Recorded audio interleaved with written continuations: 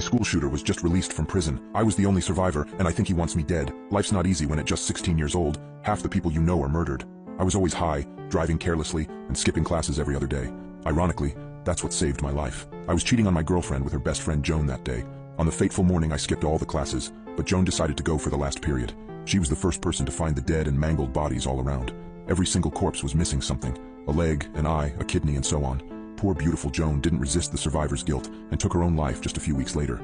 I thought it couldn't get any worse, but I never could have guessed how horrifyingly wrong I was.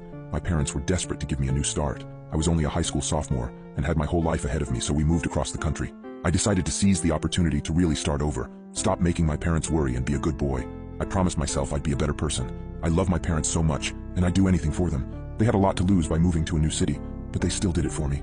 This was a real wake-up call to make me get rid of my toxic behavior. The most shocking thing about the shooting, and what surprised everyone the most, was the shooter's identity. Lucas Rhines was smart and nice, one of those easygoing guys that can be seen hanging out with anyone. He was never bullied, violent, or anything. He was one of the 3 most brilliant students from our year. Lucas was always involved in charity or events to help the school team. We were never close, but I would never expect that from him. The tragic explanation came a few days after the shooting. Lucas had a mental breakdown that morning after finding out that both his parents had been killed in a car crash. Due to the tragic circumstances and his usual good character, Lucas was sentenced to 8 years in prison. Then his once again exceptional behavior granted him another reduction. In the end, he served merely 5 years for 28 murders. Lucas was released last November, and one by one the survivors from our former sophomore class are being killed, and I think I'm next. The first victim was Lana Armstrong. After surviving the shooting, Lana had moved from our hometown too, but still lived in the same state. Her death made national news because of the brutality.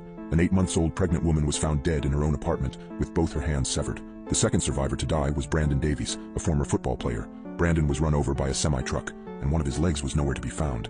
His murder didn't get a lot of media coverage, but a cousin who still lived in the area told me about it. The news mentioned that Lana's death had a ritualistic pattern, but no one connected the dots about her death being related to Brandon's, and both being related to Lucas Rhines and the shooting 5 years ago. I myself only realized it when Camilla Darwin, a girl from my school who I was friends with, was found dead, and her 2 eyes had been extracted. There was no doubt.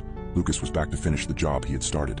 I know that 3 brutal murders should have made me panic, but I didn't worry too much about my safety because I was living over 10 states away. It would be so much easier to simply pursue closer targets, like he had been doing so far, but making this assumption was a mistake. After Camilla, Lucas came for me. I was jolted awake in the middle of the night by the horrible scratch of long nails against the metal of my doorknob. The smell of decaying flesh hit my nostrils almost simultaneously. There was no adrenaline rush in the world that could keep me from falling on the floor in a pool of my own vomit. As the 3 figures entered my room, I let out a scream I've been holding for over 5 years.